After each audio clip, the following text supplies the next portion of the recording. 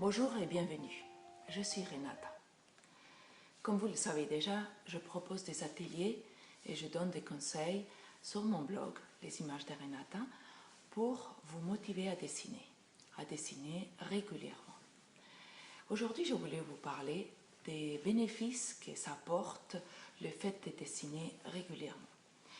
Avec une petite introduction avant, je suis d'un naturel un petit peu speed, je fais toujours 1000 choses à la fois et les idées se cumulent.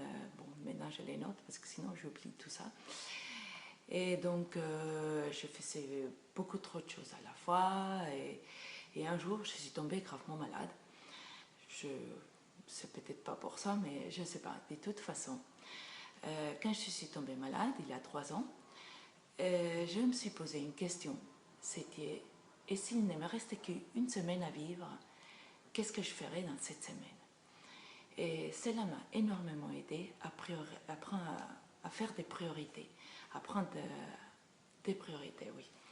Et c'est, entre autres, dessiner. Parce que je me disais toujours, je vais peindre, je vais dessiner plus tard, quand je serai à la retraite. Et c'est un peu ce que tout le monde fait. On va faire ça plus tard, on n'a pas le temps maintenant. On laisse les meilleurs pour plus tard.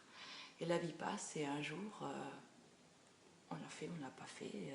Si on ne fait pas, tac, et on le fait maintenant, la vie passe et on ne le fait pas, quoi. Voilà. Et donc voilà, ça fait maintenant presque 2 ans que je dessine tous les jours et c'est vraiment génial. Et c'est ça que je voulais partager avec vous. Donc je fais 3 points avec les avantages du dessin. Pour commencer, détente, relaxation et bien-être.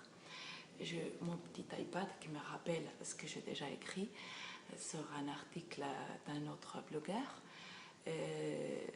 L'article n'est pas encore sorti à l'heure actuelle que je fais cette vidéo, donc je ne peux pas vous donner les liens à cet article-là pour l'instant, donc je fais une vidéo.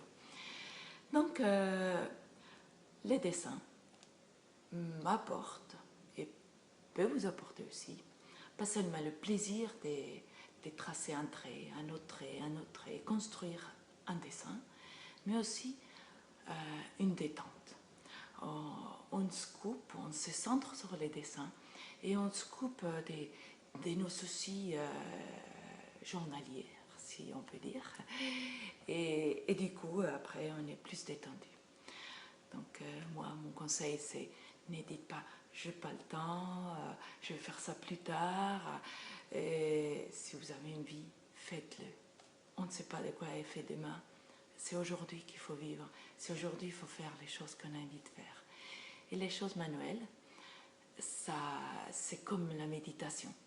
C'est un arrêt dans le speed de notre vie. C'est un arrêt et un stop au calme et ça fait énormément du bien. Donc voilà. Donc je vous conseille, prenez un stylo, une feuille et vous dessinez ce que vous voyez en la tête. Dessinez ce que vous voyez devant vous. Prenez une pomme et dessinez le contour d'abord et après la partie des dents. Essayez de faire avec des hachures une ombre. Il ne faut pas que ça soit compliqué. Restons simples, c'est facile, c'est détendant, c'est justement pour ça. Donc voilà, un autre point, c'est la maîtrise, le savoir-faire.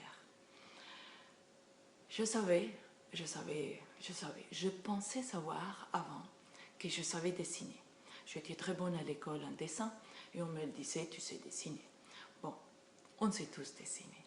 Un enfant sait dessiner quand il est tout petit, bien avant de savoir écrire. Et si on sait, vous savez écrire, vous savez dessiner. Après, la qualité, c'est quelque chose de subjectif, les résultats aussi, ça dépend de chacun.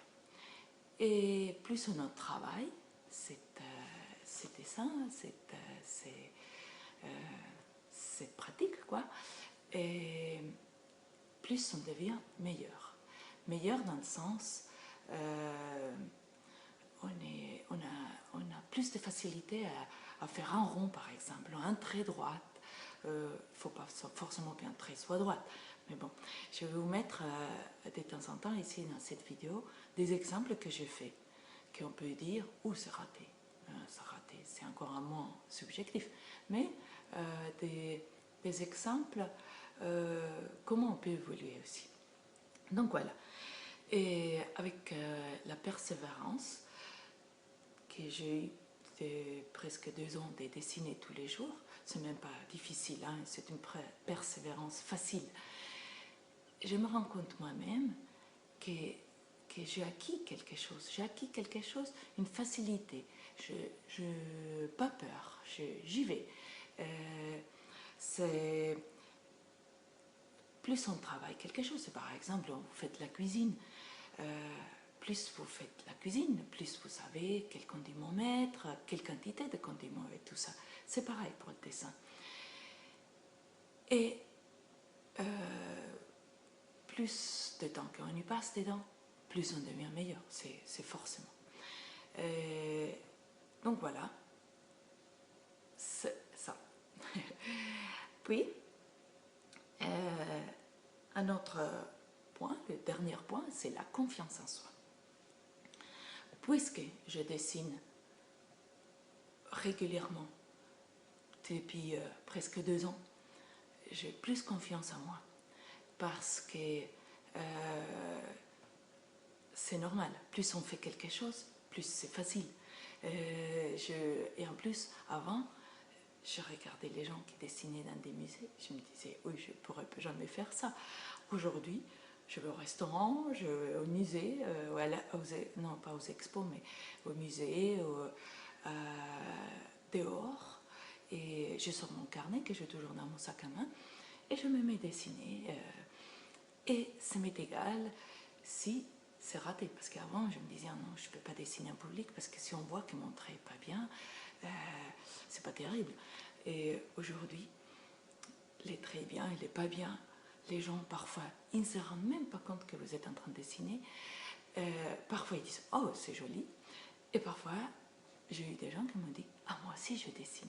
Et il y a tout de suite un engagement, une conversation qui s'installe.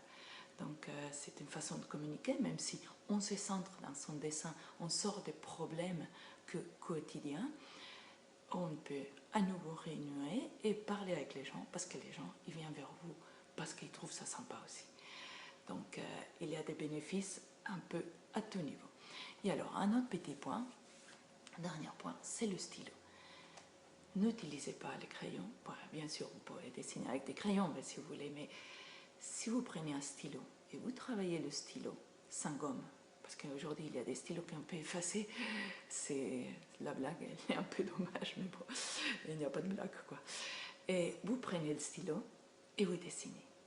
Et ça aide énormément dans la confiance en soi, parce que le trait, quand il est fait, il est fait. On ne peut pas faire comme un Z pour effacer ces traits. Et il faut faire avec, il faut l'assumer. C'est important. C'est important aussi parce que je vis des gens qui ont arrêté de dessiner avec les crayons en papier et se sont mis à dessiner avec un stylo à billes ou une plume, bien sûr. Et les gens, ces gens-là, qui avaient un trait un peu difficile au crayon, c'était génial, c'était incroyable leur évolution.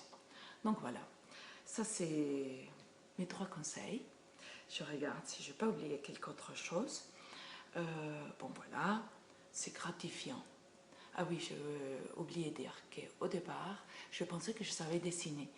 Et plus je dessine, plus je me rends compte que j'ai plein d'autres choses à apprendre. C'est pour ça que je me suis mis ce défi de dessiner au moins 20 heures par semaine, parce que je sais que je vais évoluer beaucoup plus vite. Ça va être pas frustrant du tout, au contraire, encourageant. Et je vais avancer et je serai capable de dessiner plein d'autres choses qu'aujourd'hui je me dis, ouh, ça je ne sais pas faire encore. Et c'est ça, c'est très riche. Voilà. je vais continuer à faire des ateliers dans mon blog, sur mon blog, que je vous conseille de suivre. Je vous invite à suivre et je vous dis merci d'avoir écouté cette vidéo. Je vous ferai signe quand l'article sera publié et je vous dis à très bientôt. Merci, au revoir. Mais revoilà, je savais bien que j'avais oublié quelque chose. Surtout, n'oubliez pas, si vous vous inscrivez sur la newsletter de mon blog, vous allez recevoir toutes les astuces directement dans votre boîte aux lettres. C'est bien pratique, n'est-ce pas? À bientôt!